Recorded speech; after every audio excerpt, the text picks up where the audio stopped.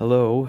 Today we are going to talk about what's called the Gunas. These are Tamas, Rajas, and Sattva. So these aren't just philosophical concepts, they are the threads of reality. They move through your thoughts, your moods, your diet, your relationships, society, governments, and the entire global structures. They are the operating principles of nature or prakriti, and they govern everything that moves, grows, stagnates, or evolves. So, first, we will discuss tamas. So, tamas is darkness, it's inertia, resistance, heaviness, sleep, decay, confusion. It's the force of contraction and collapse. So, in the individual mind, Tamas looks like depression or denial, laziness, addiction, escapism. It's the fog you can't think through, the endless scrolling, the overeating, the avoidance, the refusal to look at truth. Tamas says, I don't want to change. Let me be. Let me sleep. Let me be numb. In society, Tamas shows up as corruption, ignorance, apathy, and systems that trap rather than liberate. Institutions that keep people asleep, media that misinforms, food that deadens, education that doesn't awaken but instead conditions. Globally, Tamas is war without purpose, pollution without conscience, decisions made without care for the earth or for the generations to come.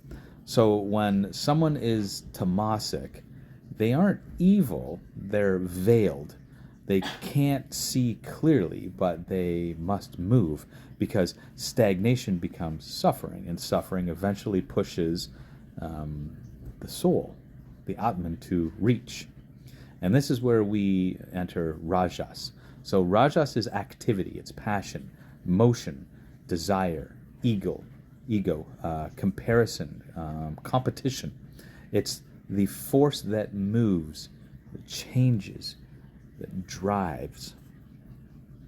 So in the mind, Rajas looks like ambition, anxiety, striving, productivity, consumption, distraction. It builds empires and burns out minds. It wants more money, more power, more sex, more experience. Rajas says, I must do, I must achieve, I must win. So in society, Rajas is capitalism, industrial growth, innovation, and social movements. It can create progress or chaos. It fuels both revolutions and, advertisements.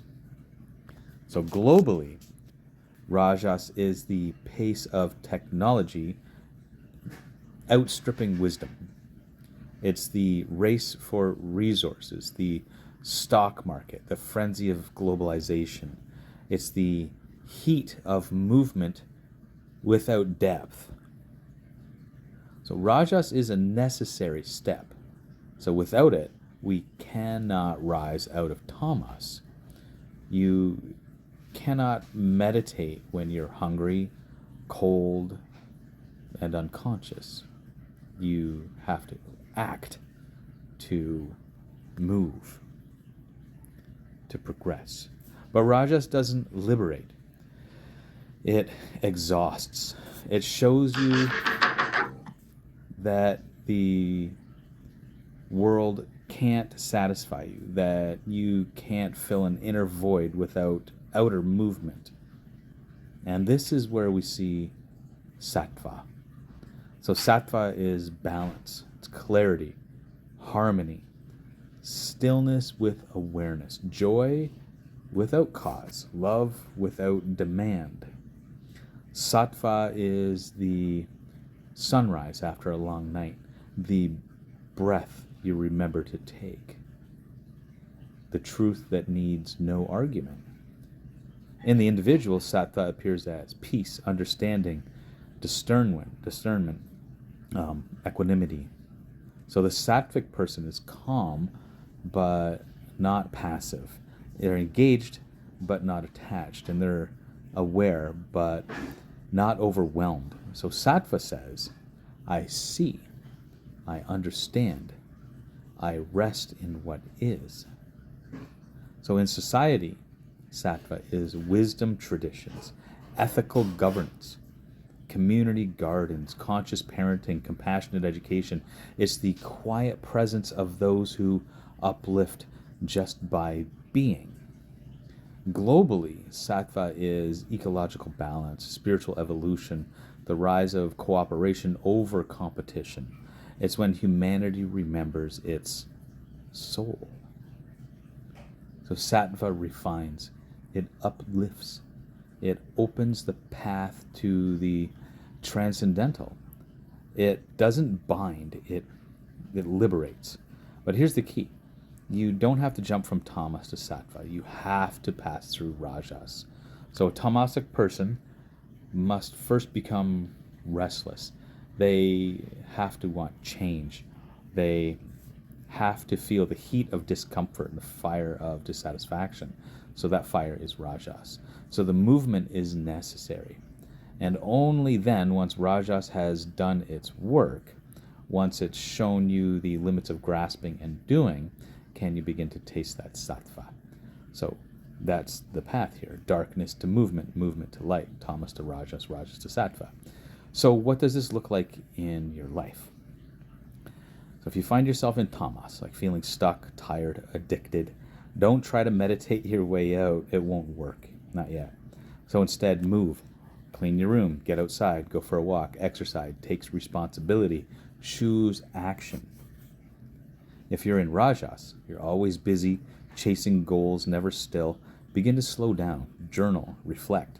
Practice mindfulness. Start a meditation practice. Read some sort of scripture or spiritual works. Make time for silence. And begin to see. And if you're in sattva, just cherish it. Don't cling to it, though, because even sattva binds. If you identify with it, right, you will be bound to it. So the ultimate aim is to transcend all three of these gunas, tamas, rajas, and sattva.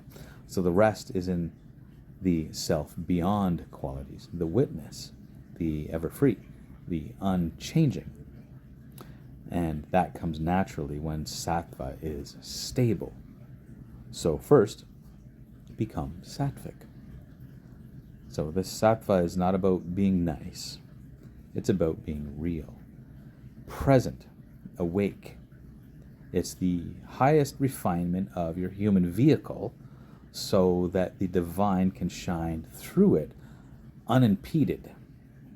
To live this sattvic is to live in harmony with dharma, so purpose, to uplift yourself and others, to consume consciously, to speak truthfully, and to love wisely here. So we are in a world steeped in tamas and addicted to rajas, but the future belongs to sattva. And you, listening to this, if you can recognize the difference, you're already on the way. So just keep walking toward light, toward balance, toward truth, toward your true self.